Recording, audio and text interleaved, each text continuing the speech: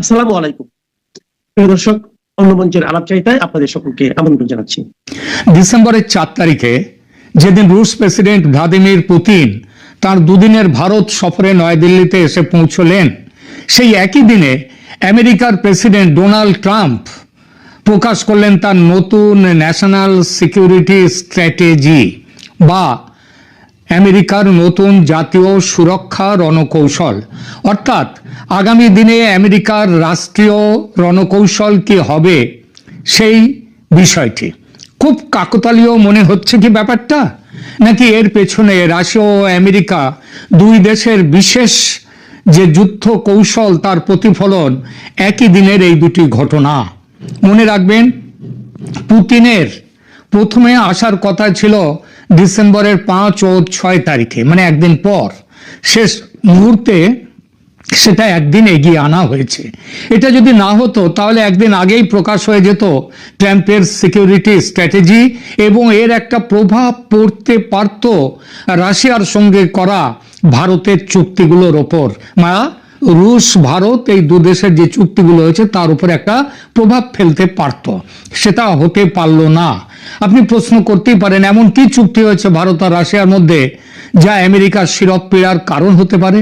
এর উত্তর একটা নয়, অনেক অনেক চুক্তি যেমন স্বাক্ষরিত হয়েছে দুই দেশের মধ্যে।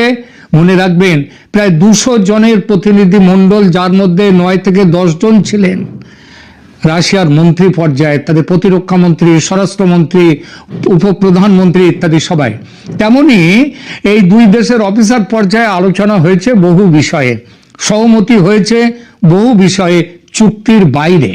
এখানে স্বল্প পরিসরে সব চুক্তির কথা বলা যায় না, তাই আর সেটা বলার উদ্দেশ্য নয়। তাই এখানে বলবো একটি মাত্র বিষয় নিয়ে, সেটি হলো বিষয় বাংলাদেশ। প্রথমে বলতে হয়, বাংলাদেশ নিয়ে আমেরিকা কি চায় তার হাল হকিকত নিয়ে দুই কথা। গত বছরের জুলাই অভ্যুত্থান যে আমেরিকার ব্লু প্রিন্ট অনুসরণ করে হয়েছিল, সে ব্যাপারে দুনিয়ার কোথাও, এমনকি খোদ আমেরিকাতেও দ্বিমত নেই। সম্ভবত কি ট্রাম্প সাহেবও দ্বিমত পোষণ করেন না, কারণ তিনি নির্বাচনী প্রচারে তার কথা বলেছিলেন যে বাইডেন যদি ক্ষমতায় না থাকতেন, যদি তিনি থাকতেন, তাহলে এমন হতো না বাংলাদেশের অবস্থা। এটা নির্বাচনী প্রচারে গিয়ে ট্রাম্প সাহেব বলেছিলেন। তখন ছিল ডেমোক্র্যাট রাষ্ট্রপতি বাইডেনের জমানা, এখন রিপাবলিকান ট্রাম্পের জমানা। কদিন আগে ট্রাম্পের গোয়েন্দা মহাপরিচালক তুলসি গ্যাবার্ড বলেছেন, দেশে দেশে সরকার বদলের খেলা আর খেলবে না আমেরিকা। শেখ হাসিনার পতনের মূলে ছিল বাইডেন প্রশাসনের ওই সরকার বদলের খেলা। এখন বাইডেনের জায়গায় এসেছেন ট্রাম্প। সরকার বদলের খেলা অন্তত দৃশ্যত পৃথিবীর কোথাও এই মুহূর্তে করতে দেখা যাচ্ছে না আমেরিকাকে।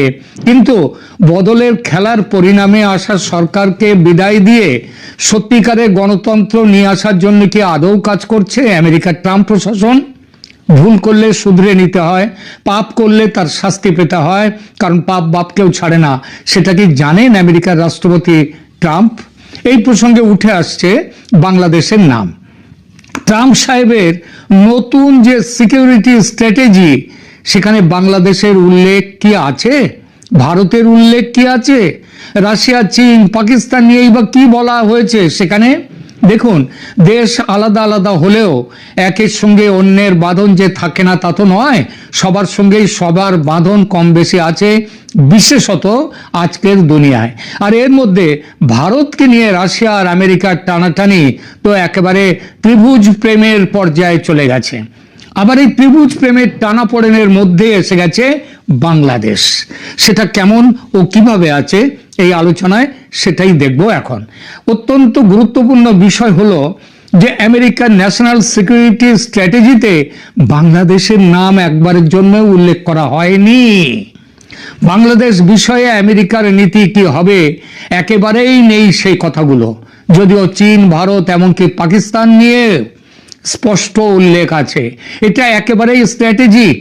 হাতের তাস খুলে দেখাতে চায়নি আমেরিকা, বুকের কাছে গুছিয়ে রেখে দিয়েছে স্পষ্টত। কেন? এটা ভারতের দিক থেকে আসা প্রতিক্রিয়ার হাত থেকে বাঁচতে। তবে সামরিক সহযোগিতার স্তরে যুক্তরাষ্ট্র এবং বাংলাদেশ 2025 সালে কিছু কাজ করেছে, যেমন 3টি যৌথ সামরিক অনুশীলন চালু করেছে, টাইগার লাইটনিং, টাইগার শার্ক এবং নতুন RQ-21 ব্ল্যাক জ্যাক অনিয়ন্ত্রিত বায়োবিয় সিস্টেম সেই প্রোগ্রাম। এই প্রতিযোগিতা আমেরিকান ভাষ্য অনুযায়ী এটা সন্ত্রাসবাদ বিরোধী, এই সহযোগিতা সন্ত্রাসবাদ বিরোধী, শান্তি রক্ষা এবং মানবিক সংকট মোকাবিলায় ফোকাস করে। তবে বাংলাদেশে যেটা এখন সব থেকে বড় যে প্রবলেম, সমস্যা, বাংলাদেশকে ঠিক পথে নিয়ে আসতে যেটা সব থেকে দরকার, সেই মুক্ত, স্বচ্ছ এবং অন্তর্ভুক্তিমূলক নির্বাচনে আমেরিকার অবস্থান কি, এই প্রশ্নের উত্তর রীতিমতো জটিল এবং বিরোধপূর্ণ। অর্থাৎ আজ এক কথা, কাল এক কথা। আমেরিকার ঘোষিত নীতি এবং বাস্তবে যে কাজ তারা করছে, দুটোর মধ্যে উল্লেখযোগ্য পার্থক্য রয়েছে। বিশেষত নির্বাচনে আওয়ামী লীগের অংশগ্রহণ সম্পর্কে আমেরিকার অবস্থান অত্যন্ত অস্পষ্ট এবং আজ এক কথা, কাল আর এক কথা, পরিবর্তনশীল। এই জন্য বাংলাদেশের নাম উচ্চারণ করেননি এই স্ট্র্যাটেজিতে, এবং আমেরিকা এইখানটায় তার যে অবস্থানটা কাউকে এখনো পরিষ্কারভাবে বলে না, এক একজন এক এক রকম কথা বলে যাচ্ছেন। আমেরিকার ঘোষিত নীতি ও মূল নীতিগত অবস্থান বিচার করলে দেখা যায় যুক্তরাষ্ট্র আনুষ্ঠানিকভাবে সব দলের নির্বাচনে অংশগ্রহণের সমর্থক। আমেরিকা বাংলাদেশে মুক্ত, ন্যায্য, বিশ্বাসযোগ্য এবং অন্তর্ভুক্তিমূলক নির্বাচন চায়, যা সকল স্তরে অনুষ্ঠিত হবে। রুল অফ ল এবং গণতান্ত্রিক নীতির প্রতি প্রতিশ্রুতি 2024 সালে যখন বাইডেন প্রশাসন ছিল, তখন স্টেট ডিপার্টমেন্টের মুখপাত্র বলেছিলেন যে আমেরিকা পুরো নির্বাচন প্রক্রিয়া জুড়ে আইনের শাসন বজায় রাখা এবং গণতান্ত্রিক নীতিগুলোকে সম্মান করতে চায়। কিন্তু সেসবগুলো ওর যে আমেরিকা সরাসরি, এটাগুলো হচ্ছে বাইডেন আমলের কথা, তখন শেখ হাসিনার আমল ছিল। সুতরাং গুরুত্বপূর্ণ বিষয় হলো যে আমেরিকা সরাসরি, বর্তমানের আমেরিকা সরাসরি আওয়ামী লীগের নির্বাচনে অংশগ্রহণের ব্যাপারে এবং তাদের ওপর থেকে নিষেধাজ্ঞা প্রত্যাহার করার ব্যাপারে পরিষ্কার করে আজ অব্দি কিছু বলছে না। এক একজন এক এক রকম কথা বলছেন। কেউ বলছেন অংশগ্রহণমূলক নির্বাচন চাই, সেখানে সব দল থাকবে। এর পরিবর্তে শুধু এইটাই যে আবার তার উল্টো কথাও কেউ কেউ বলছেন, তারা ওই স্বচ্ছ এবং মুক্ত নির্বাচন বলে থেমে যাচ্ছেন। সুতরাং এর পরিবর্তে আমেরিকা মোহাম্মদ ইউনূসের অন্তর্বর্তী সরকারকেও কিন্তু কার্যত বহু ক্ষেত্রে সমর্থন দিচ্ছে এবং উৎসাহ দিচ্ছে। কিসের জন্য? মুক্ত এবং ন্যায্য একটা নির্বাচনের জন্য। কিন্তু ওই অংশগ্রহণমূলক, বিশেষত আওয়ামী লীগকে অংশ দেওয়ার ব্যাপারে কোনো কথা বলছে না। দেখুন, আমেরিকা আওয়ামী লীগ কর্মীদের উপর জোর করে অদৃশ্য করে দেওয়া হচ্ছে, গুম করা হচ্ছে, গ্রেপ্তার করা হচ্ছে, এসব যে উদ্বেগ প্রকাশ করছে, এটা কিন্তু ওই নিষেধাজ্ঞার বিরোধিতা করে নয়, মানবাধিকার লঙ্ঘন হিসেবে। অর্থাৎ আওয়ামী লীগের আজ অব্দি আওয়ামী লীগের উপর নিষেধাজ্ঞা তুলে নেওয়ার ব্যাপারে কিন্তু আমেরিকা সরকারিভাবে কোনো বক্তব্য রাখেনি, আলাদা আলাদাভাবে বিভিন্ন ব্যাপারে বলে যাচ্ছে। যদিও সারা পৃথিবীর যে হিউম্যান রাইটস যে সমস্ত ওয়াচ রয়েছে, তারা বলে যাচ্ছে যে আওয়ামী লীগকে নিয়ে নির্বাচন করতে হবে, নইলে গণতন্ত্র ফিরবে না। তাহলে বাস্তবে কি দাঁড়াচ্ছে? কথা এবং কাজে এই যে ফারাক আমেরিকার, এটা আমেরিকার ঐতিহাসিক প্যাটার্ন, মানে আমেরিকার দুটো মুখ। একাডেমিক বিশ্লেষক যারা, তারা বলছেন যে আমেরিকার বাংলাদেশ নীতি গভীর অসামঞ্জস্যপূর্ণ, একটার সাথে আর একটার মিল নেই। আমেরিকা গণতন্ত্রের জন্য আওয়াজ দেয়, কৌশলগত স্বার্থ আবার সেখানে প্রাধান্য পায়, অর্থাৎ নিজেদের স্বার্থ। যখন আওয়ামী লীগ ক্ষমতায় ছিল, তখন আমেরিকা তার বিরুদ্ধে, আওয়ামী লীগের যে নির্বাচন হয়েছিল সেই আমলে তার বিরুদ্ধে জোরালো প্রতিবাদ করেছে। কিন্তু এখন যখন ইউনূস আমেরিকার কাছাকাছি, মানে ইউনূস নির্বাচন করতে যাচ্ছে, আমেরিকা কিন্তু বিরাট করে কোনো রকম ভাবে মুখ খুলছে না। এই হচ্ছে আমেরিকা। কিন্তু আমেরিকা, এই জন্যই বললাম, বাংলাদেশ নিয়ে আমেরিকা তার যে সিকিউরিটি স্ট্র্যাটেজিতে একটি শব্দ সেখানে বলেনি। যদিও বঙ্গোপসাগরে আধিপত্য বিস্তারের জন্য আমেরিকা সর্বত চেষ্টা করছে। তাহলে এইবার প্রশ্ন আসে, কেন আমেরিকা বাংলাদেশের নাম পর্যন্ত তার যে নতুন যে সিকিউরিটি স্ট্র্যাটেজি সেখানে কেন নিয়ে এলো না ন্যাশনাল সিকিউরিটি স্ট্র্যাটেজিতে? তার কারণ হচ্ছে এই ভারত ওখানে পরিষ্কার করে বললে ভারত রেগে যাবে, রেগে গিয়ে ভারত বেরিয়ে যেতে পারে। এমনি তো ভারত অনেকটাই চলে গিয়েছে রাশিয়ার ব্লকের কাছে, রাশিয়ার কাছে। এখন যদি এই সমস্ত ব্যাপার নিয়ে যদি পরিষ্কার করে কিছু বলা হয় তাহলে ভারত আরো রেগে যেতে পারে, এবং সেই জন্যে আমেরিকা করেছে কি, এর থেকে বাবা ভালো ব্যাপারটাকে চেপে চুপে রেখে দাও, সেই চেপে চুপে রেখে দিয়েছে আমেরিকা। কিন্তু তাদের আসল চেহারাটা সেটা তো ভারত চিনে গেছে, ভারত চিনতে পেরেছে সেইটা আমেরিকার আসল চেহারাটা। ভারত জানে ইন্দো প্যাসিফিক অঞ্চলে চীনের প্রভাব খর্ব করতে গেলে ভারতকে পাশে পেতেই হবে আমেরিকার। তার জন্য সিকিউরিটি স্ট্র্যাটেজিতে ভারতের উল্লেখ বেশ কয়েকবার আছে। সেখানে বলা আছে যে ভারত এই অঞ্চলে, উপমহাদেশের এই অঞ্চলে ভারত দেবে নেতৃত্ব, এত সব কথা বলা আছে। কিন্তু বাংলাদেশের নির্বাচন নিয়ে, ইউনূসের ভবিষ্যৎ নিয়ে এখনো পর্যন্ত নির্দিষ্ট কোনো উল্লেখ নেই। তাহলে কি আমেরিকা কি চাইছে?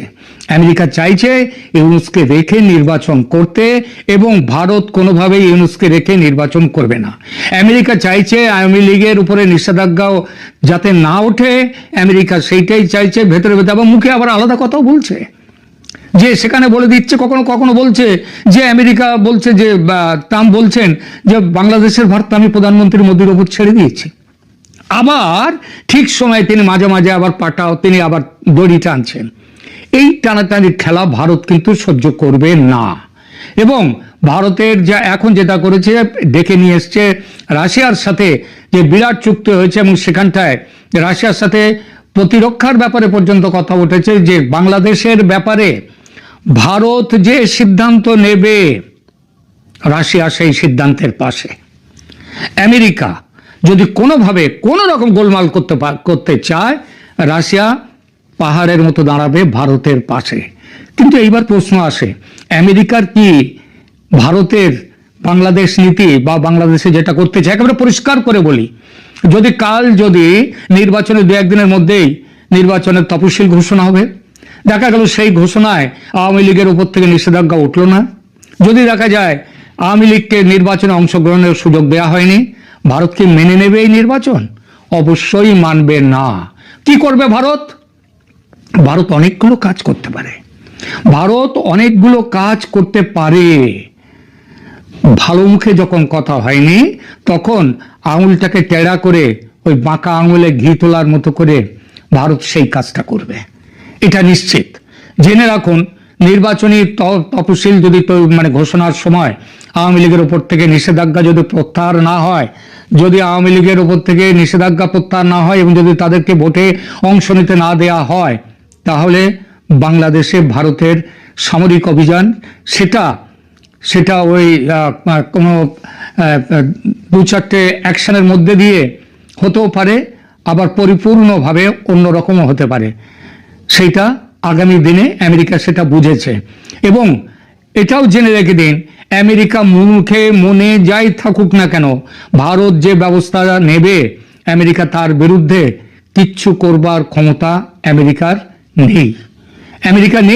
আমেরিকা করতে পারবে না।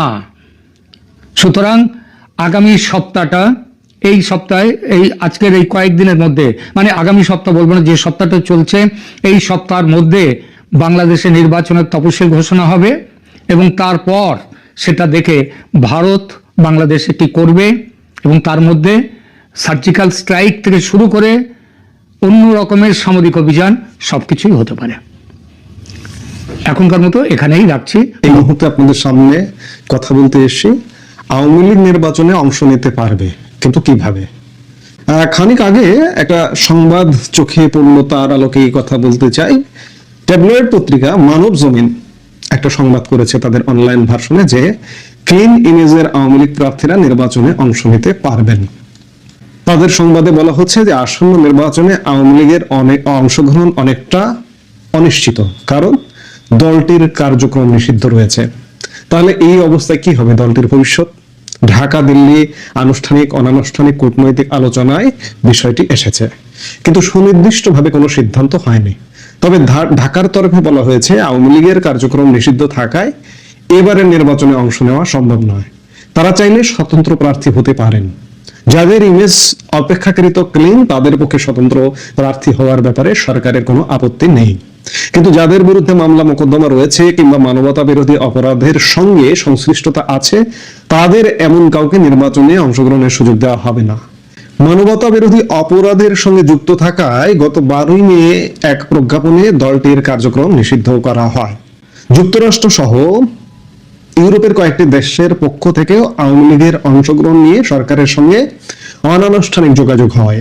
তাদেরকেও সরকার একই জবাব দেয় যে ওদিকে বলা হচ্ছে যে আওয়ামী লীগের ক্লিন ইমেজের নেতা কর্মীদের নিয়ে সংগঠিত হতে চেয়েছিল একটি অংশ, কিন্তু শেখ হাসিনা তাতে মত দেননি। শেখ হাসিনা বিশ্বাস করেন লড়াই করে ফের দলকে সংগঠিত করতে সক্ষম হবেন। যাই হোক, সংবাদটিতে বলা হচ্ছে যে আওয়ামী লীগ অংশগ্রহণ করতে পারবে কিন্তু স্বতন্ত্র প্রার্থী হতে পারবে, কিন্তু আদেও এই নির্বাচনে স্বতন্ত্র প্রার্থী হবে কিনা।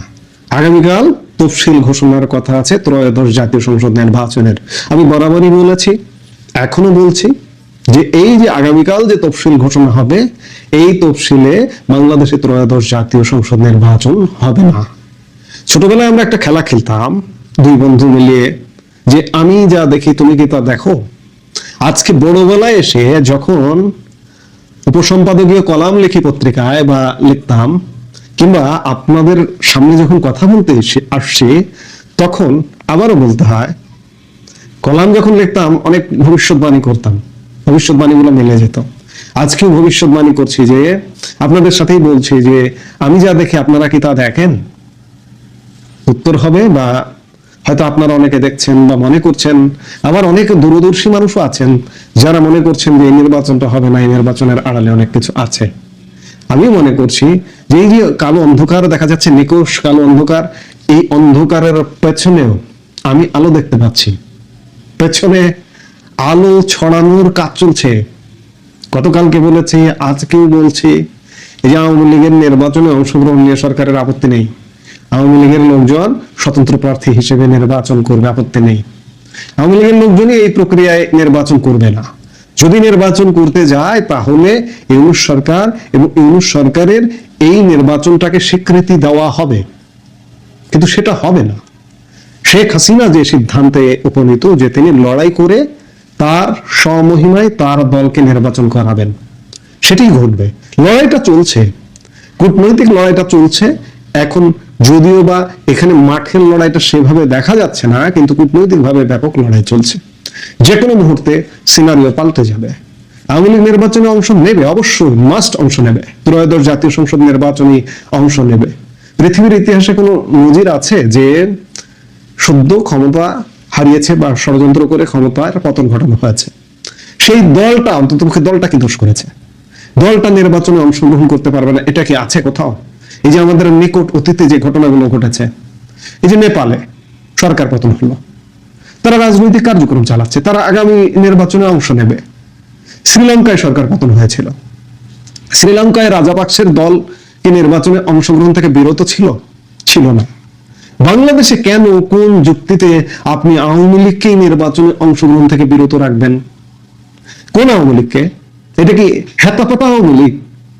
যে আওয়ামী লীগের নেতৃত্বের কারণে আজকে বাংলাদেশ, 55 বছরের বাংলাদেশ, তিল তিল করে গড়ে ওঠা বাংলাদেশ। দোষে গুণে যেমন মানুষ, তেমনি মানুষই তো সংগঠন চালায়। আজকে এমন ভাবে আওয়ামী লীগকে দোষারোপ করা হচ্ছে যেন আওয়ামী লীগ মনে হয় একটা যুদ্ধাপরাধী দল। এটা আসলে সত্যিকার অর্থে একটা রিভার্স ঘটনা হয়েছে, যে যুদ্ধাপরাধী জামাতে ইসলামী রাজনৈতিক দল হিসেবে দলগতভাবে যুদ্ধাপরাধী, এবং এই জামাতে ইসলামের নেতারা যুদ্ধাপরাধী ছিলেন, তাদের বিচার করা হয়েছে, তাদের নিষিদ্ধ করেও আওয়ামী লীগ দীর্ঘদিন যাবত নিষিদ্ধ করেনি, পতনের কয়েকদিন আগে নিষিদ্ধ করেছে। আওয়ামী লীগের কিছু ভুল আছে, এগুলো সমূলে উৎপাটন করা উচিত ছিল, যার দরুন আজকে আওয়ামী লীগ ভুলের খেসারত দিচ্ছে। আজকে যতই মনে হোক না কেন যে অন্য কিছু, ভিন্ন কিছু, অন্ধকারের পেছনে আলোর খেলা চলছে, যে কোনো মুহূর্তে অন্ধকারটা ফুসে বেরিয়ে আসবে আওয়ামী লীগ, এবং আওয়ামী লীগ সত্যিকার অর্থে দলগতভাবে নির্বাচন করবে, তাতে এতটুকু সন্দেহ নেই। সেটি হয়তো একটু দেরি হবে, ফেব্রুয়ারিতে হবে না, সেটা হতে পারে ফেব্রুয়ারি থেকে আরো 3 মাস পরে, কিংবা আরো 6 মাস পরে। এই যে সদ্য 2.5 মাস পরে যে নির্বাচনের পরিকল্পনা নিয়ে সরকার এগুচ্ছে এবং বলছে যে আওয়ামী লীগ অংশগ্রহণ করতে পারবে কিন্তু দলগতভাবে করতে পারবে না, কোন অধিকারে দলগতভাবে একটি দলকে আপনি বাদ দিয়েছেন, নিষিদ্ধ করেছেন গত মে মাসে? অবৈধ অর্ডার, কাজে দাবায় রাখা যাবে না। মোদ্দা কথা, সব কথার শেষ কথা, আওয়ামী লীগ নির্বাচনে অংশগ্রহণ করবে আমি দেখতে পাচ্ছি। আপনিও দেখুন, একটু ডিপলি চিন্তা করুন, যে কোনো হিসাব নিকাশে মিলবে না, আওয়ামী লীগ মাস্ট নির্বাচনে অংশগ্রহণ করবে। এই মুহূর্তে পর্যন্ত সব